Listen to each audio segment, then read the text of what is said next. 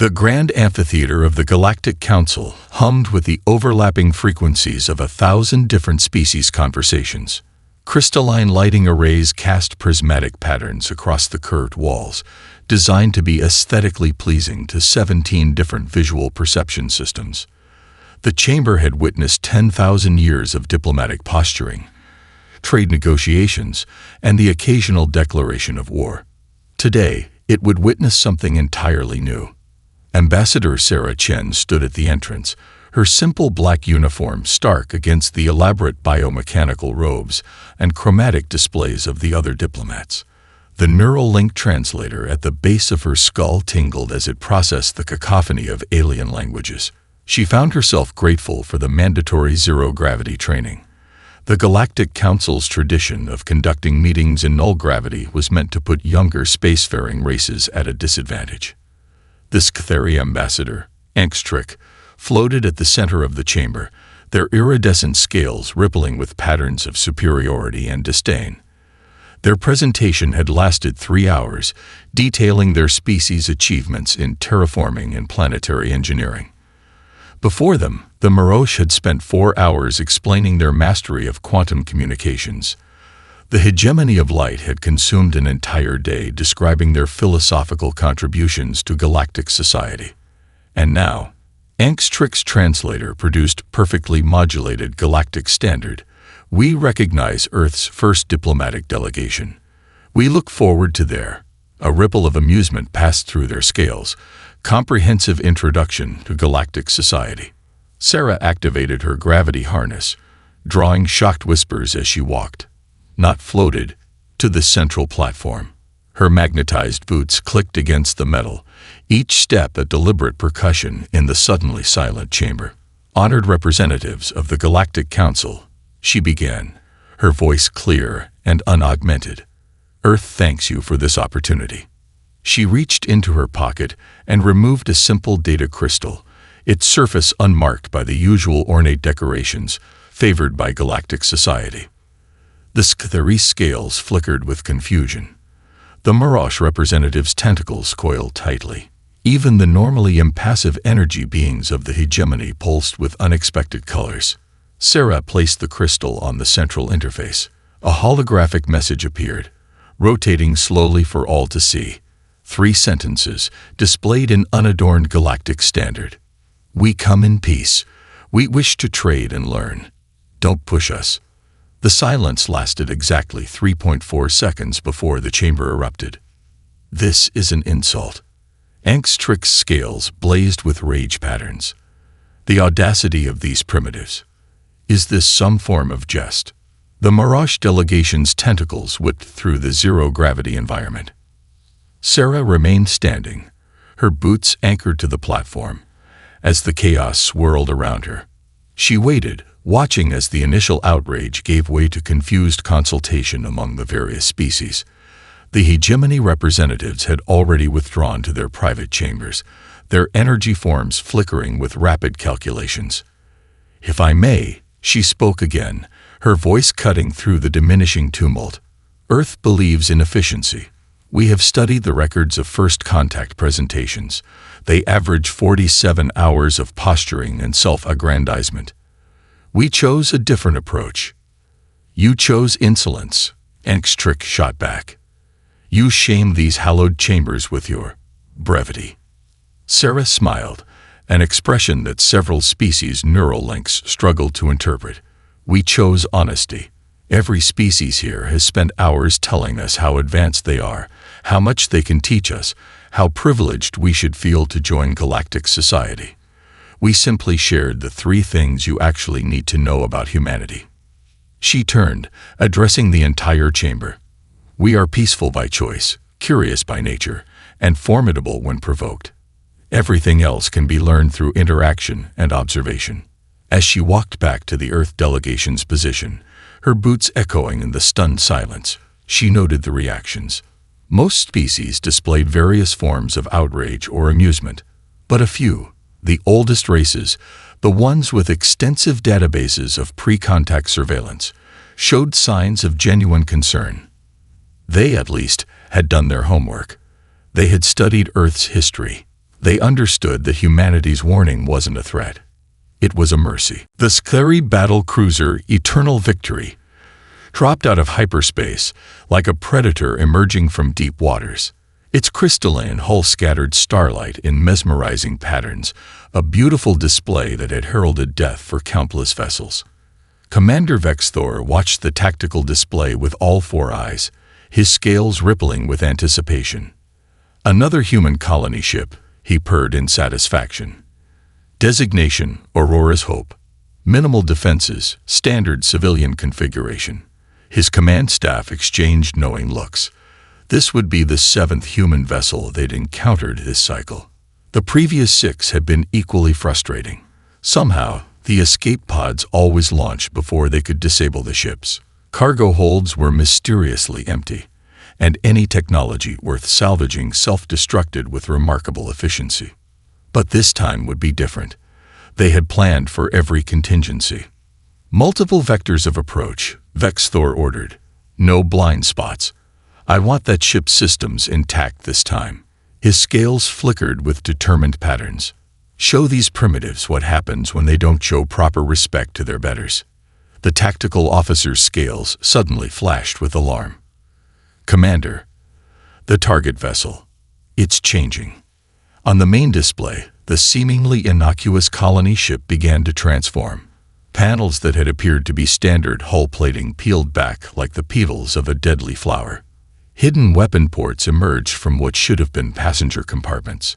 The ship's entire superstructure realigned itself with impossible fluidity. Impossible, Vexthor whispered. Their metallurgy isn't advanced enough for metamorphic architecture. Sir, the sensor officer's scales were pale with fear. We're detecting energy signatures that match our own weapons. Before Vexthor could process this revelation, the transformed ship fired. The beam weapons were identical to Sktheri technology, but impossibly refined, impossibly powerful. 2 escort vessels simply ceased to exist. Return fire. Vexthor roared. All batteries. But the human ship moved with uncanny precision, as if it knew their attack patterns intimately. Each Sktheri salvo found empty space. Each human counterattack struck with surgical accuracy. Sir, his communications officer reported, scales now completely white. We're receiving a transmission from the human vessel. A human face appeared on the command screen. The being wore a simple uniform without rank insignia, and spoke in perfect Sktheri, without a translator. This is Chief Engineer Rodriguez of the Aurora's Hope. We've spent 3 years analyzing your attack patterns, your shield harmonics, your weapon configurations. The human's expression remained neutral. We waited, gathered data, let you think you were the hunters. We learned everything about you while you learned nothing about us. Vexthor's scales rippled with rage. You dare. We dare nothing. Rodriguez interrupted. You were the ones who dared. We warned the galaxy. Don't push us. The Sktheri raids were your first push. A slight smile. This is simply our response. The tactical display suddenly blazed with new contacts. Ships appearing from nowhere, dropping advanced stealth fields. Not human vessels. Sktheri ships, or at least, they appeared to be. Captured vessels, Rodriguez explained. From all those successful raids where you found empty ships, we removed the crews safely, then repurposed their ships, studied them, improved them. Your own vessels turned into our test beds for understanding your technology. Vexthor watched in horror as his fleet was systematically dismantled by ships that should have been their prizes. Each attack precisely targeted previously unknown weaknesses in Sktheri design. You could have just defended yourselves openly, Vexthor found himself saying. Why this deception? Rodriguez's expression softened slightly. Because this wasn't about defeating you. This was about understanding you. Everything we've done, every loss we've accepted, every ship we've sacrificed, was to learn, to gather data, to make absolutely certain that if real conflict ever came, we would be ready.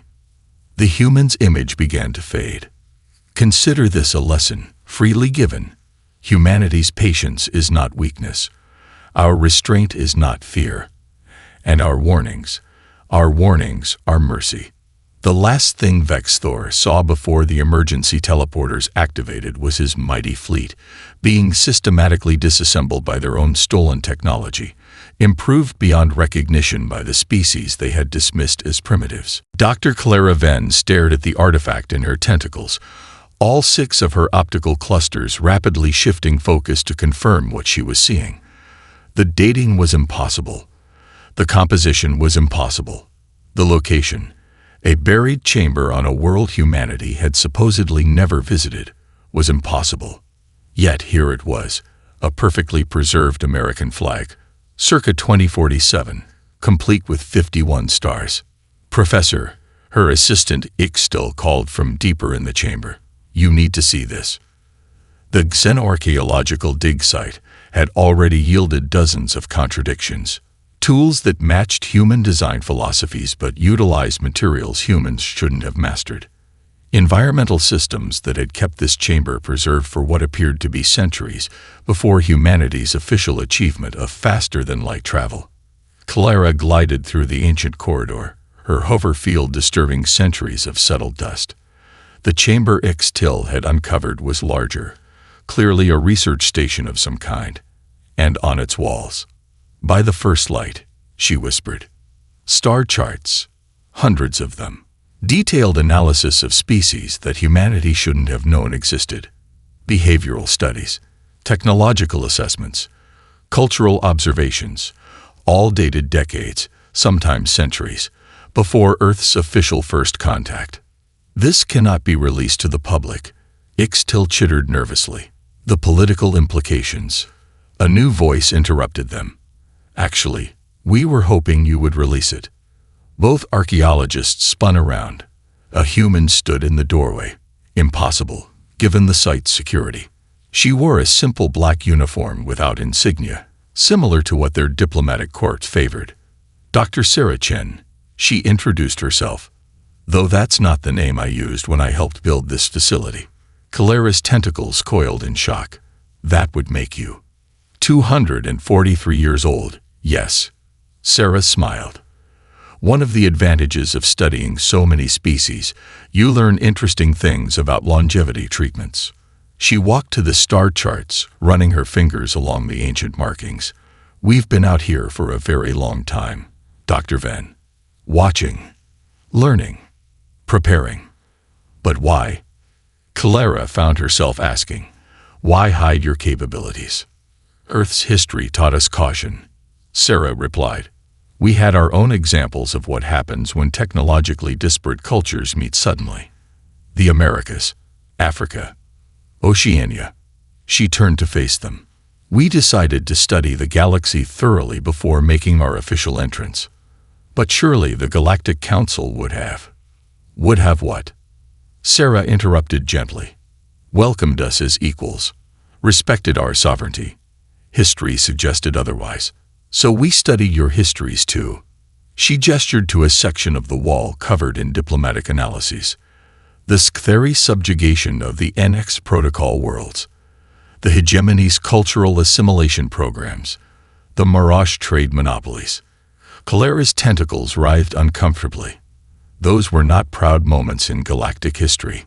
So we watched, Sarah continued. We established hidden outposts like this one. We learned your languages, your technologies, your cultural blind spots. When we finally made official contact, we knew exactly what level of technology to display. Advanced enough to be accepted, primitive enough to be underestimated. The warning, Clara suddenly realized. Don't push us. You knew someone would. Sarah nodded. The Sktheri were predictable. Their raids gave us the perfect opportunity to demonstrate just enough capability to make others think twice. But this facility, what you've discovered here, it proves we've had centuries to prepare for less. Limited demonstrations if necessary. She turned to leave, then paused. Release your findings, Dr. Venn. The galaxy should know the truth. Humanity isn't a young race finding its way. We're old friends who've been quietly watching over your shoulder, hoping you'd never give us reason to make our presence fully known." As Sarah's footsteps faded, Clara studied the star charts with new understanding. Every major conflict, every diplomatic crisis, every technological breakthrough in recent galactic history. She could see humanity's hidden influence, nudging events toward peaceful resolutions, preventing catastrophic wars, all while maintaining their facade of primitive newcomers. "What do we do now?" Ixtil asked quietly. Clara began documenting the chamber's contents. "We tell the truth, and we hope the galaxy understands what these artifacts really represent. Not a threat, but evidence of the longest peacekeeping mission in history." Admiral Vrax of the Skthari Coalition fleet watched the holographic display with mounting frustration as another human colony vanished. Not destroyed, simply vanished. One moment their sensors showed a thriving settlement of 50,000 humans. The next, nothing but empty buildings and cooling reactor cores. "Impossible," he muttered, his scales flickering with agitation patterns. "No species can evacuate that quickly. No transportation technology." "Sir," his tactical officer interrupted, "we're detecting unusual readings from the asteroid belt in Sector 7. The display shifted, showing what appeared to be routine mining operations. But as Vrax studied the data, his scales paled. The asteroids weren't being mined. They were being moved. The entire belt was a carefully orchestrated defensive grid that had been disguised as industrial infrastructure. "All ships, full retreat," Vrax ordered, but it was too late. The asteroid belt came alive. Hundreds of what they had dismissed as mining platforms revealed themselves as weapon platforms. Not human weapons, they were Mirage designs, hegemony technology, even ancient Skthari systems that had been supposedly lost to time. "Status report," Vrax demanded as his fleet desperately attempted evasive maneuvers. "Sir, we're detecting active signals in our own systems," his chief engineer reported, scales now ghost white. "Commands we didn't authorize. It's as if something's been waiting in our computers, sleeping." Vrax watched helplessly as his ship's weapons powered down, shields failed, and engines cut to minimal power. Not a single shot had been fired by the defensive grid. It didn't need to. A transmission cut through their compromised communications. A human appeared on screen, an elderly female with silver hair and eyes that seemed to hold centuries of patience. "Admiral Vrax," she said calmly, "I am Director Chen. We need to discuss your coalition's recent choices. What have you done to our ships?" Vrax demanded. "Nothing that wasn't already there," she replied. "Every piece of technology your coalition uses has passed through human hands at some point. Trade deals, salvage rights, technology exchanges. We examined everything, learned everything, and yes, improved everything." The display shifted to show other sectors of space. More coalition fleets, all similarly disabled. More civilian installations revealing their true nature. "That mining colony that sold you improved shield harmonics," Chen continued. "Human Front, the independent researchers who helped upgrade your quantum computers.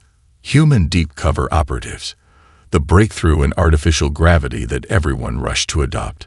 Our design, carefully released to look like a natural development." Vrax's scales rippled with dawning horror. "How long?" "Centuries." Chen's expression softened slightly. "Every primitive mistake we made was calculated. Every technological limitation we displayed was chosen. We needed to understand the galaxy before revealing ourselves fully. Your coalition's aggression simply accelerated our timeline." The display showed new images, massive structures emerging from what had appeared to be natural phenomena throughout human space. Hidden shipyards larger than cities, research installations built into the cores of supposedly dead worlds, an infrastructure of power and preparation that dwarfed anything the coalition had imagined. "The mask is slipping now," Chen said. "We no longer need to maintain the illusion of technological inferiority. But remember, you pushed us to this revelation. We would have happily maintained our charade for centuries more, quietly helping guide the galaxy toward peace." What happens now? Vrax found himself asking. Now. Chen smiled. Now you understand why our warning was so simple, why we didn't boast or threaten. We didn't need to. We've had contingencies in place longer than your species has been unified. The defensive grid began powering down. Coalition ships regained control of their systems. You're letting us go? Vrax asked incredulously. Of course. We told you. We come in peace. We wish to trade and learn. The third part of our message. She let the words hang in the air. Don't push us, Vrax finished, his scales showing patterns of complete submission. We understand now. We finally understand. As his fleet retreated, Vrax watched the human installations return to their disguised state, vanishing like mirages in space. He realized that humanity's greatest weapon wasn't their hidden technology or their careful preparations. It was their patience. The Galactic Council's emergency session chamber felt smaller than usual, despite its massive scale. Perhaps it was the tension that made the space feel confined, or perhaps it was the single human vessel hanging in the void outside. A stark black ship against the starlit backdrop, carrying no weapons yet radiating an aura of absolute authority. Inside, Ambassador Sarah Chen stood before the assembled representatives, her simple black uniform a void among the elaborate diplomatic regalia. Behind her floated a single case containing 13 crystal data cores. Before we begin, she said, her voice carrying clearly without technological enhancement, I want to remind everyone of Earth's first message to this council. We come in peace. We wish to trade and learn. Don't push us. The Skthari representative, scales flickering with barely contained rage, interrupted. Your peace involved centuries of espionage. Your trading was infiltration. Your learning was necessary. Sarah cut in smoothly. And what we learned is contained in these crystals. She opened the case, one for each major species in the coalition against Earth. What we found, what we protected you from, and what we could have used against you at any time. She lifted the first crystal, the Skthari Empire. Did you know your central eye has a critical recursion flaw? It could be triggered by a simple sequence of numbers, causing a cascade failure across your entire automated defense network. We discovered this 70 years ago. We also quietly patched it in every system we could access, preventing 3 different species from exploiting it against you. The Skthari representative's scales had gone completely white. Sarah lifted another crystal. The Mirage Concordat. Your quantum communication network has a fundamental vulnerability at the dark matter interface level. We've been buffering it through our primitive relay stations for decades, preventing what could have been catastrophic intelligence breaches. She continued through the crystals, one by one. Each contained a civilization's worst vulnerabilities, not just technological, but economic, social, and biological. With each revelation, the chamber grew quieter. We didn't gather this information to threaten you, Sarah explained, her voice gentler now. We gathered it to protect you. All of you, from each other. Every trade deal we made.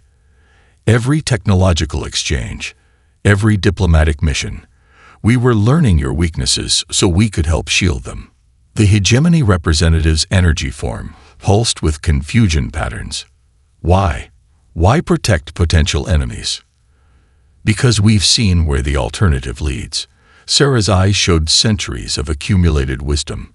Earth's history is filled with civilizations that fell because they couldn't identify and protect their vulnerabilities fast enough. We didn't want to see that pattern repeated on a galactic scale. She gestured to the crystals. Each of these contains not just the vulnerabilities we found, but the solutions we developed. The patches, the fixes, the adaptations that could make your civilization stronger. We're offering them freely now because the Coalition's actions have forced us to reveal our true capabilities. The chamber erupted in overlapping translations as representatives struggled to process the implications. Centuries of human observation, countless vulnerabilities identified, and quietly protected. A species that had appeared primitive had actually been their hidden guardian. This is but a fraction of what we know, Sarah continued over the chaos. We have similar crystals for every spacefaring race, including those not present today. We've been the silent guardians of galactic stability for generations, and we would have remained silent had the Coalition not pushed us. She closed the case with a decisive click. You have a choice now. Continue your aggression, and we'll be forced to stop protecting these vulnerabilities, or accept our original offer of peace, and we'll share everything we know. All our solutions, all our improvements, all our protective measures. The Murosh representative's tentacles writhed thoughtfully. And if we choose peace, what do you want in return? Sarah smiled. Exactly what we said in our first message. To trade and to learn. Nothing more. Nothing less. Her expression turned serious. But remember the third part of that message. Always remember it. The chamber fell silent as the implications sank in. The Coalition had thought they were containing a threat. Instead, they had been pushing away their greatest protector. And now they had to choose.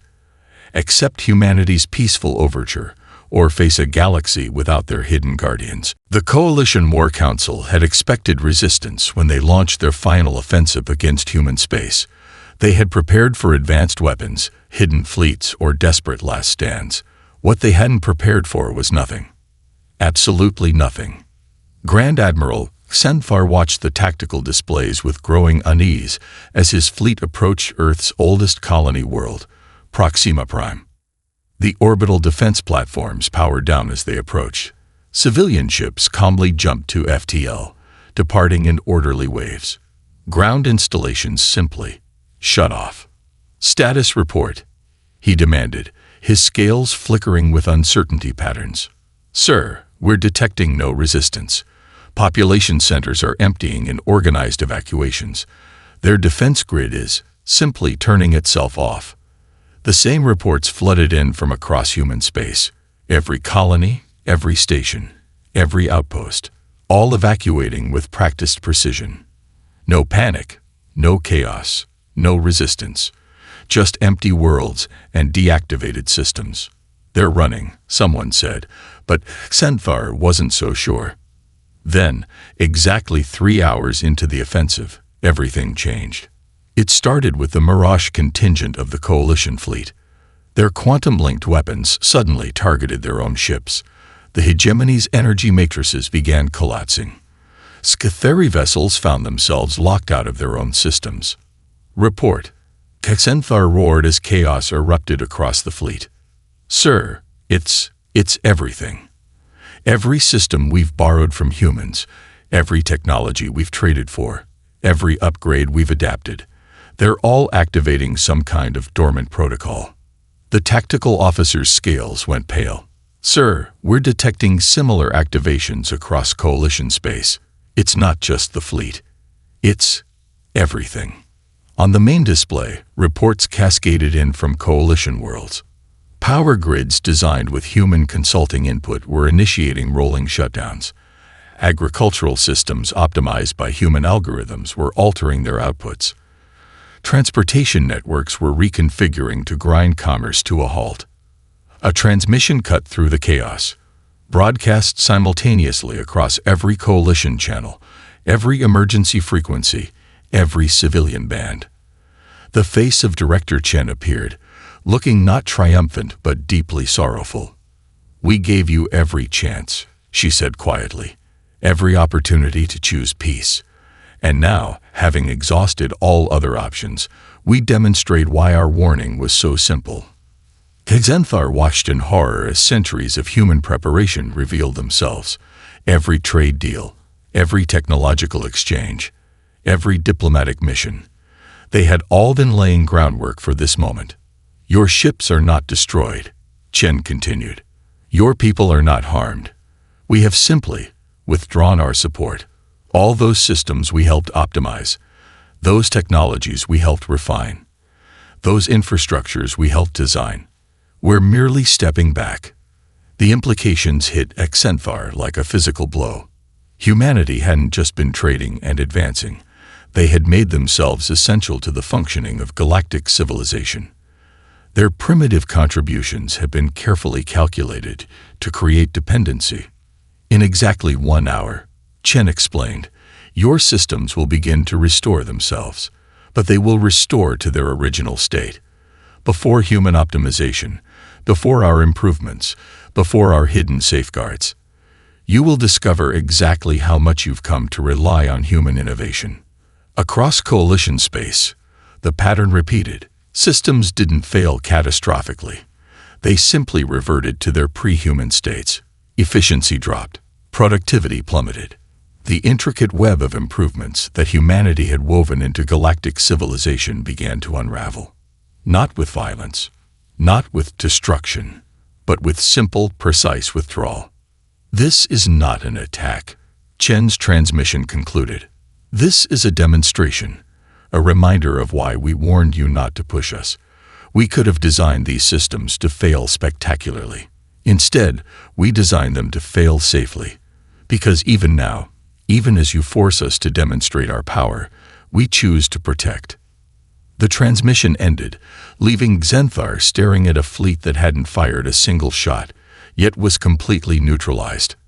At worlds that hadn't been attacked, yet were grinding to a halt. At a civilization that was discovering, system by system, just how deeply humanity had embedded itself into their society. They had feared human weapons. They should have feared human ingenuity. The Coalition investigation team stood in stunned silence as the massive doors of Earth's primary archive slid open. None of them, not the Scatheri archaeologist, not the Mirage data analyst, not even the hegemony energy being, had expected this invitation, especially not so soon after their failed offensive. Dr. Elena Santos, Earth's chief archivist, appeared ancient even by human standards. Her eyes carried the weight of centuries, enhanced by longevity treatments that humanity had kept to themselves. She guided them through corridors that seemed to stretch for kilometers beneath the Himalayan mountains. "Welcome to humanity's true first contact center," she said, gesturing to the surrounding facilities. "We've been maintaining these archives since 2047. "That's impossible," the Scatheri archaeologist, Dr. Vex, protested. "Your species didn't achieve FTL until we chose to reveal it," Elena interrupted gently. "What you're about to see has been classified beyond top secret for over 2 centuries. This is where we first learned to be careful with advanced civilizations." The first chamber they entered contained what appeared to be a crashed alien vessel, its design unlike anything in known space. Elena's expression grew solemn. Our first visitors weren't peaceful. They weren't diplomatic. They saw Earth as a resource to be exploited. We survived only because we got lucky. Their ship malfunctioned. From their database, we learned about the galaxy, about you, about everyone. She led them deeper into the facility. The walls were lined with servers containing centuries of accumulated data. We realized we had 2 choices: reveal ourselves and hope for the best, or take time to prepare. We chose preparation. "How did you hide all this?" the Mirage analyst asked, their tentacles writhing with confusion. "By being precisely as advanced as everyone expected us to be," Elena smiled. "When we finally revealed ourselves to the galaxy, we showed exactly the level of technology everyone assumed a young spacefaring race would have. Not too primitive, not too advanced. Just predictable." The next chamber caused even the hegemony representative to pulse with shock. It contained hundreds of alien technologies, each reverse-engineered and improved upon. But these weren't modern devices. These were ancient versions, predecessors to current galactic technology. "We didn't just study your current civilization," Elena explained. "We studied your history, your development, your patterns. When we traded with you, when we shared technology, we weren't learning from you. We were guiding you toward innovations we perfected centuries ago." She activated a holographic display showing a complex web of technological development across known space.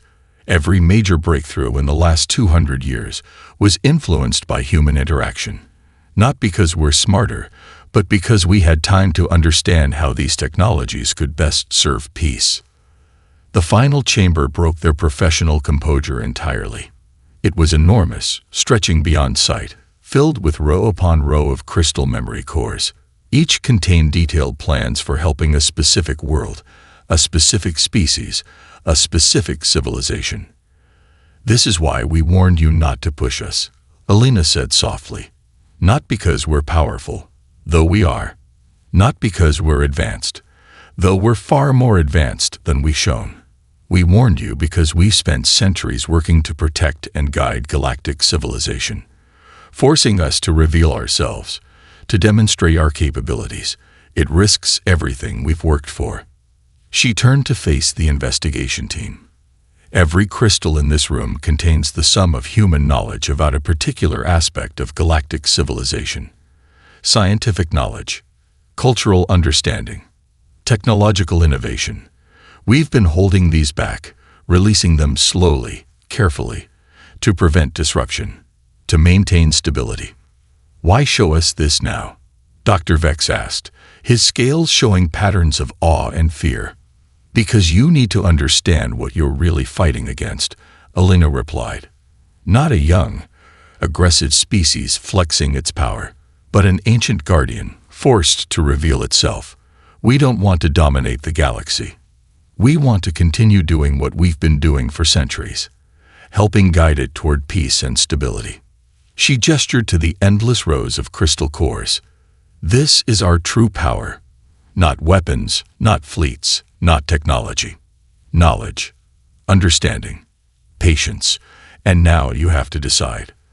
Will you continue pushing us until we're forced to use everything we know? Or will you finally hear the wisdom in our warning?" The investigation team stood in silence, realizing that humanity hadn't been hiding their weapons. They'd been hiding their wisdom. The Galactic Council chamber was different now. The floating platforms had been lowered, the artificial gravity restored. The elaborate displays of technological prowess were gone, replaced by simple, functional systems, human designs that had been revealed to be centuries ahead of their flashier counterparts. Ambassador Sarah Chen stood before the assembled representatives one final time. But now she wore the formal dress of Earth's true diplomatic corps, a simple white robe marked with the timeline of human history, including the centuries they had hidden from the galaxy. "The Coalition's aggression," she began, "forced us to reveal ourselves fully, to demonstrate capabilities we had hoped to keep hidden for generations more. But now that this truth is known, we must decide how to move forward." The Skthari representative, scales now showing patterns of deep respect, spoke first. "You could demand our surrender. Our technologies are revealed to be pale imitations of your own. Our defenses are compromised. Our economies are dependent on your innovations." Sarah shook her head. "That was never our goal. Look at your history since we made first contact. Look at how we've helped shape your development. Did we ever push you toward war? Toward conquest? No. Every innovation we shared was designed to promote stability, cooperation, and peace." She gestured to the chamber's new systems. "These simplified designs aren't a downgrade. They're what we've been working toward all along. Technology that unites rather than divides. Systems that promote understanding rather than competition." The hegemony representative pulsed with curiosity patterns. "Yet you hid your true nature, deceived us all." "We deceived you," Sarah corrected gently, "because our own history showed us what happens when advanced civilizations reveal themselves too quickly. We needed you to develop naturally, to grow at your own pace. Our guidance was subtle precisely because we respected your right to self-determination." She activated a holographic display showing the galaxy's development over the past 2 centuries. Conflict zones that had mysteriously resolved themselves. Arms races that had inexplicably turned to technological cooperation. Trade disputes that had transformed into cultural exchanges. "This is what we've been doing," she explained. "Not building weapons, not preparing for war. We've been carefully, quietly helping guide the galaxy toward peace. Every technology we shared, every diplomatic suggestion we made, every trade deal we negotiated, All of it was designed to bring species together rather than drive them apart. The Morosh representative's tentacles moved in patterns of revelation. The warning, "Don't push us." It wasn't about your military power at all, was it? Sarah smiled. No, it was about this moment, about being forced to reveal ourselves before the galaxy was ready, about having to demonstrate capabilities that we wanted you to discover naturally over centuries. She looked around the chamber, meeting the eyes and sensory organs of each representative. We could have dominated the galaxy centuries ago, could have conquered or controlled or destroyed. Instead, we chose to guide, to protect, to nurture, because that's who humanity really is. The chamber was silent as the implications sank in. Humanity hadn't been hiding weapons of war. They'd been hiding weapons of peace. Their true power wasn't in their technology or their preparedness, but in their patience, their wisdom, and their determination to guide without controlling. So now, Sarah concluded, we offer you a choice. We can continue as we have been, guiding subtly, helping quietly, protecting from the shadows, or we can work together openly, sharing our knowledge at a pace that won't disrupt your societies.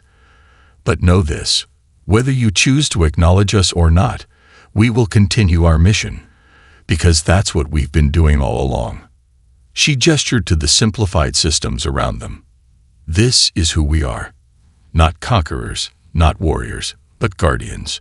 We warned you not to push us, not because we feared showing our strength, but because we feared disrupting the careful progress we've helped nurture. The Council's response was unprecedented in galactic history. One by one, each representative descended from their platforms to stand on the chamber's floor, joining humanity at their level. It was more than a gesture of respect. It was an acknowledgement that the galaxy's eldest race had been walking among them all along. They had finally learned to listen to humanity's warning, and in doing so, had discovered it wasn't a threat. It was an invitation to grow.